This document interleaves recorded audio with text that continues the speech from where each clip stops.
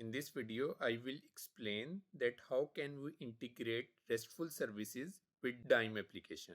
So this is our sample RESTful service that basically accepts the country acronym as an input and return the country name. For example, if I type, this is a public URL and public API, and if I type IRE, it will return me Ireland. If I type UK, it will return me United Kingdom.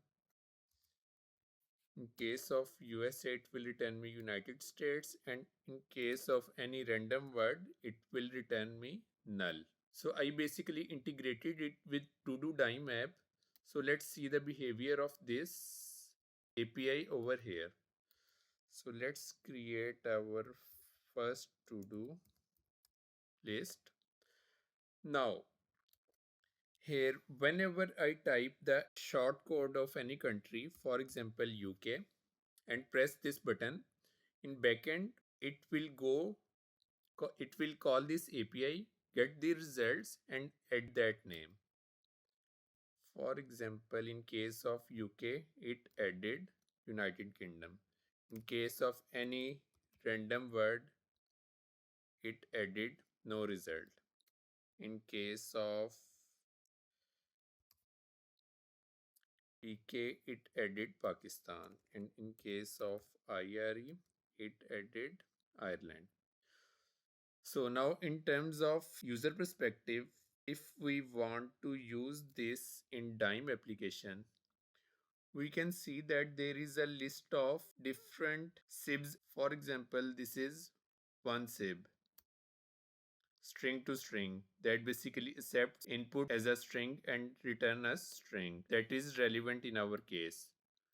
In this case, it accepts string as an input and return a string whatever our country name as an output. So we will simply pass it as an input, that is a shortcode. In backend, it will call the RESTful API, get the results, and output us the results that we can use. So this was original add to do process, in which process is started, it accepts list and new entry and add it into the list. So in terms of user perspective, when we will add this new SIB, then our process will be like this. Our process is started, whatever input is given, and here we can see that it only RESTful API only returns in case of lowercase letters.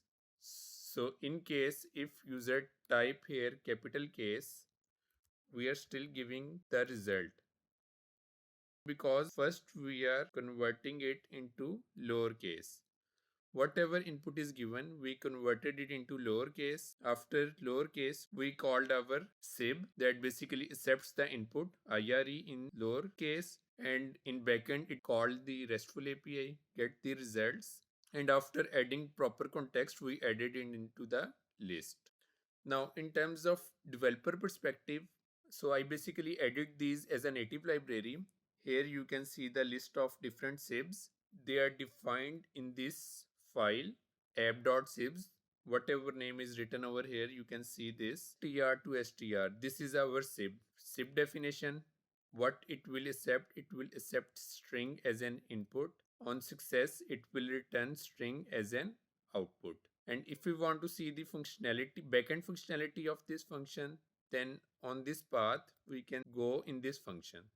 So this is the function API string to string that we defined over here.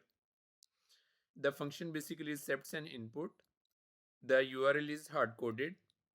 Input is attached with the code, and then it will use Java JSON library and pass this URL over there.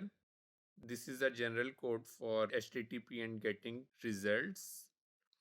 After getting results, if the result is not empty, country name, the country name is the variable in which we are getting result. So if country name is not null, then we will return this to user. Now these are hard coded things: URL, country name, code. What would be code?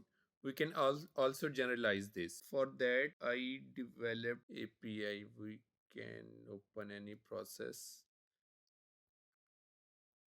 this SIB in which everything is general.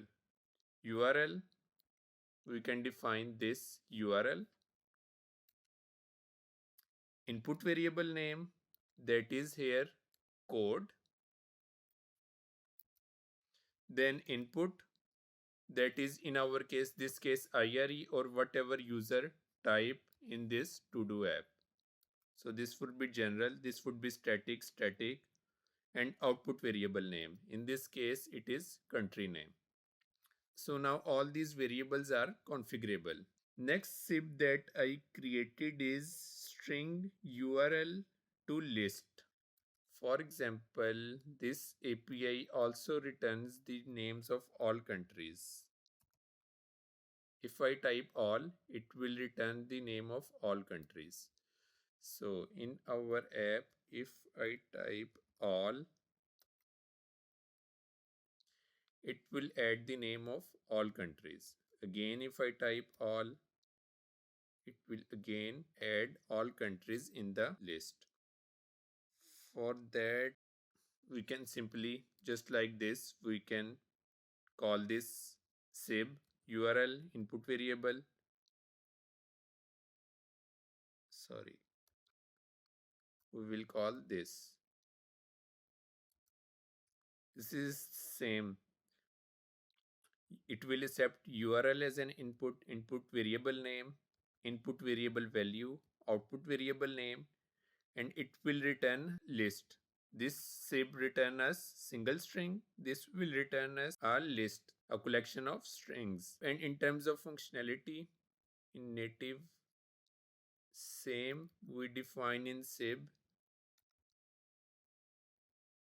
function API string to list URL. In terms of Java code, it will return list. Function accepts URL, input variable name, input value, output. It will make a call to RESTful API, get the results, and return us as a list. So now what add to do process becomes, whenever user types something and press enter, we will get the typed value over here. We will convert it into lowercase, and then we will check whether user entered the name of some country or it entered all countries. Like here, it user entered all or the name of some country over here. So in case of all, it will go over here towards list SIB, and in terms of single variable, it will go over here. Here we have entered URL. We can see over here that is hard coded static code. This is the name of this variable. Then input whatever user type in to do app. Then output country name, output variable name. On success, we will get the output, put it into context, and on success, process will be completed, and this will be added to list. And in case of user entered all, we will go over here. The input variables are same URL, same code, same input, whatever user entered, that is all. Here country name. On success, we will get a list. Then we iterated this list.